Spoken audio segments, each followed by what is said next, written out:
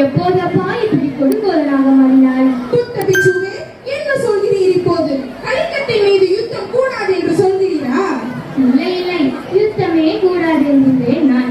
அச்சானஞ்சம் படுத்த அசோகவர்தனாய் இடுகிறான். கோழைகளே விலகி போங்கள், ரத்தம் கண்டு அச்சம் கொள்ளும் கோழைகளே ஓடி போங்கள். வாழ்வா சாவா பார்ப்போம் ஒருங்கே என்று பெருஞ்சினம் கூறும் வீரர்களே, என்னை பின்தொடர்ந்து வாருங்கள். அசோகவர்தனா, அசோகவர்தனா.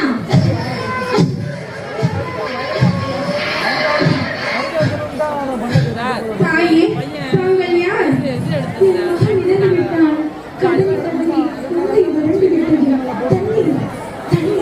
இதோ என்னிடம் உள்ளது தாயே. இந்த அகால நேரத்தில் மறைந்த என் மகன் வந்து உதவுவதற்கு உதவி செய்கிறாயே. யாரப்பா நீ? சாம்ராட் அசோகன். சாம்ராட் அசோகன், சாம்ராஜ்ய வெறி பிடித்த சாம்ராட் அசோகன், வருங்கால சந்ததிகளை வாயில் போட்டு விழுங்கிய சாம்ராட் அசோகன். நீ மனிதன் தானா அல்லது மரத்தினால் செய்யப்பட்ட பதுமையா? நீ வேங்கையால் கொடியவள். உன் கையால் தண்ணீர் குடிப்பதை விட சாவதே மேல், சாவதே மேல். புத்தம் சரணம் கச்சாமி, சங்கம் சரணம் கச்சாமி, தர்மம் சரணம் கச்சாமி. துறவியே, ஆந்தையும் வவ்வாலும் மழையும் இந்த நேரத்தில், கழுகும் கோட்டானும் குடியிருக்கும் இந்த இடத்தில் தாங்களா? ஆம், நோய் இருக்கும் இடத்தில் தானே வைத்தியனுக்கு வேலை. அதனால் தான் மண்ணாசையின் குருவை பிடித்து தேவியாரையும் உன்னை தேடி வந்துள்ளேன். சத்திரிய குல தலைவனே, சற்று நேரம் உன் காதுகளை எனக்கு கொடு. ஒரே ஒரு முறை சிந்தித்துப் பார். நீ எப்படி பெற்றாய் இந்த கலிங்க பூமியை என்று? அடுக்கடுக்குகளாக கபால ஓடுகளை கொட்டி நிறுத்தி ஆயிரம் ஆயிரம் வீரர்களை கொண்டு குவித்து விட்டார். ரத்தம் தோய்ந்த கரங்களால் உன் வெற்றி கொடியை பறக்க விட்டிருக்கிறாய். இதுவா வீரம்? இதுவா வெற்றி? இதுவா விவேகம்?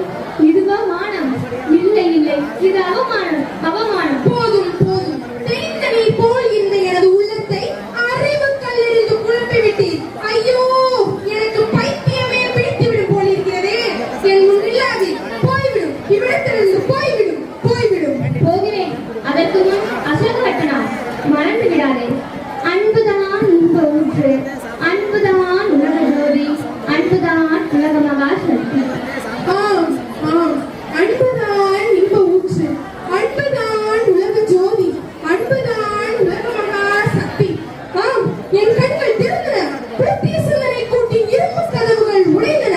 அசோகா, நீ அருள் பெற்றாய், மறு உழைத்தாய். ஐயோ, இந்த அநாகரிக மனித பதரை அற்ப ஆசையால் வெற்றி பித்தத்தால் 100,000 பேர் உயிரிழந்தனரே. 180,000 பேர் கையிழந்து காலிழந்து கண்ணிழந்து மையெல்லாம் புண்ணறிந்து புலம்பி தவிக்கின்றனரே. என்ன செய்வேன், என்ன செய்வேன்? என் பாவத்தை கழுவுவதற்கு எங்கு சென்றாலும் அந்த கங்கை நீரும் கலங்கப்பட்டதாகிவிடுமே. என்ன செய்வேன்? இத்தனைக்கும் காரணம் இந்த வாள் எத்தனை உயிர்களை கிள்ளி